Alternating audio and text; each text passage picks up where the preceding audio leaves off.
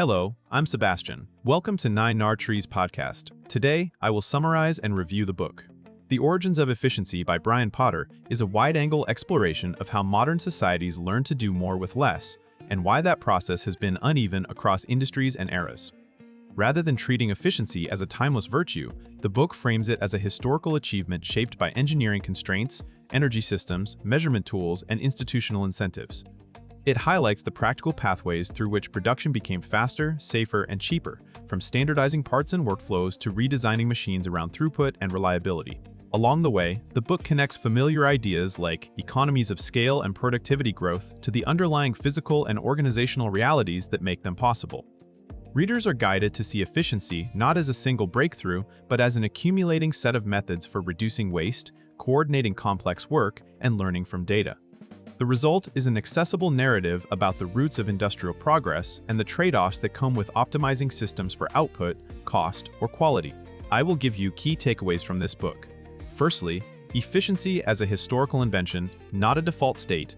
A central theme is that efficiency is not a natural baseline that people simply discover by trying harder.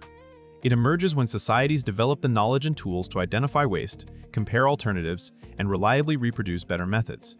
In early production, variability in materials, skills, and local conditions made it difficult to standardize outcomes, so improvements often stayed artisanal and context-specific.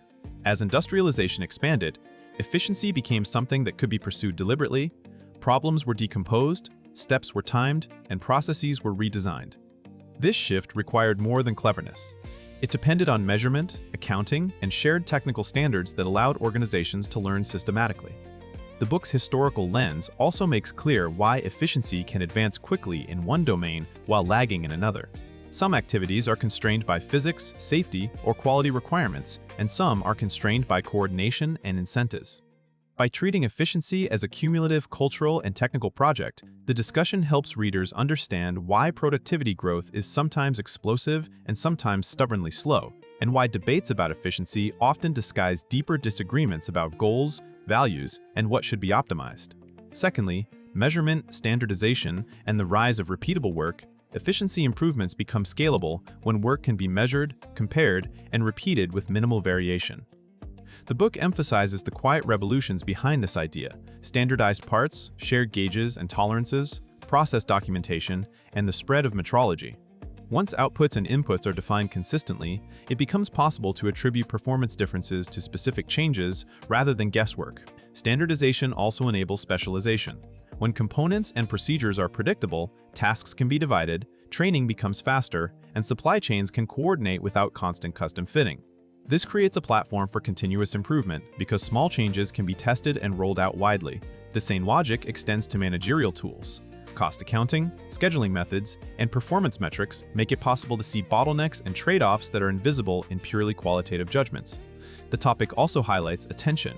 Measurement can drive improvement, but it can also narrow attention to what is easy to count. A focus on throughput might degrade durability or worker safety if those outcomes are not equally measured and rewarded. Understanding the origins of measurement culture clarifies both its power and its limits. Thirdly, energy, machines, and the physics of doing more with less. The book links efficiency to the changing ways humans harness energy and convert it into useful work.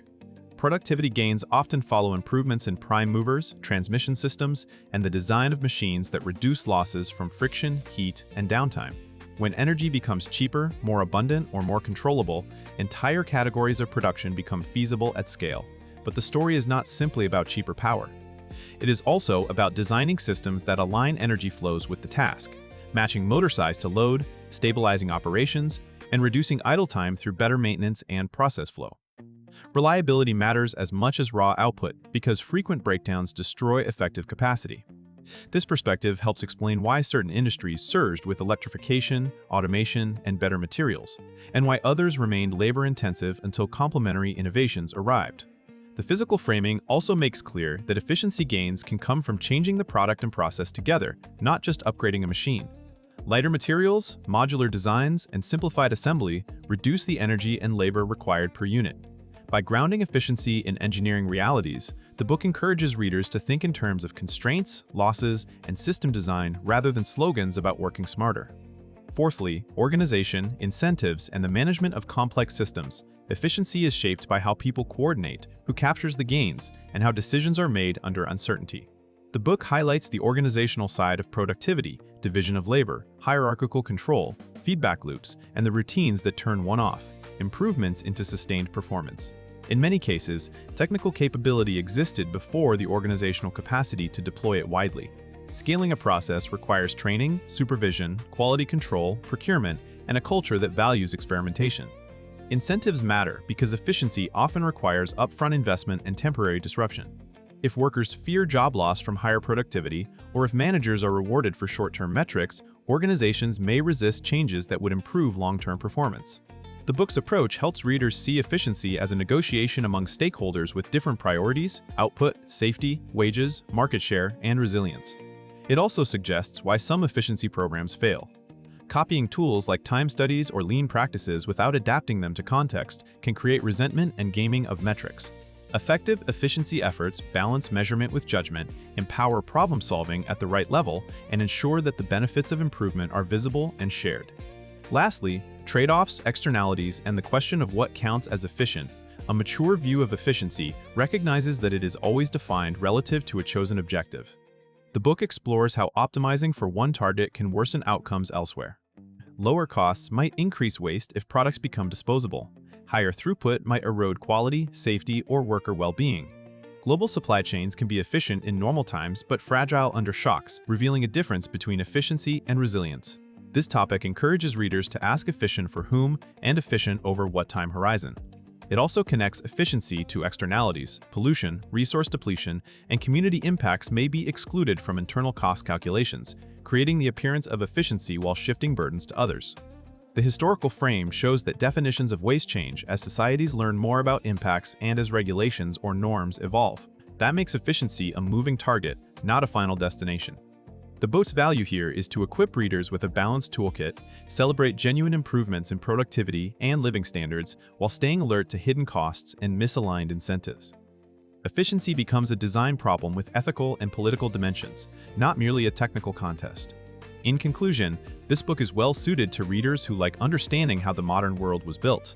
Engineers, managers, economists, policy-curious readers, and anyone interested in the history of technology and productivity. It is also useful for entrepreneurs and operators who want a deeper framework for process improvement beyond trendy management slogans. By tracing efficiency to measurement, energy systems, standardization, and organizational design, the book can benefit a reader's life by sharpening how they diagnose problems and evaluate solutions. Instead of assuming that higher efficiency is always desirable, readers learn to identify constraints, anticipate second-order effects, and choose metrics that match real goals like safety, quality, and resilience.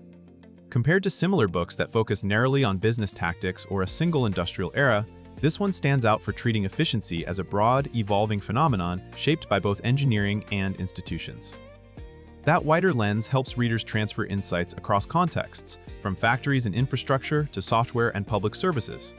If you want an accessible but serious guide to why some systems improve rapidly while others stagnate, and how trade-offs shape progress, it is a worthwhile purchase. If you would like to support Brian Potter, you can buy the book through the Amazon link I've provided in the podcast description. After reading the book, please let me know what you think and share your thoughts. See you around.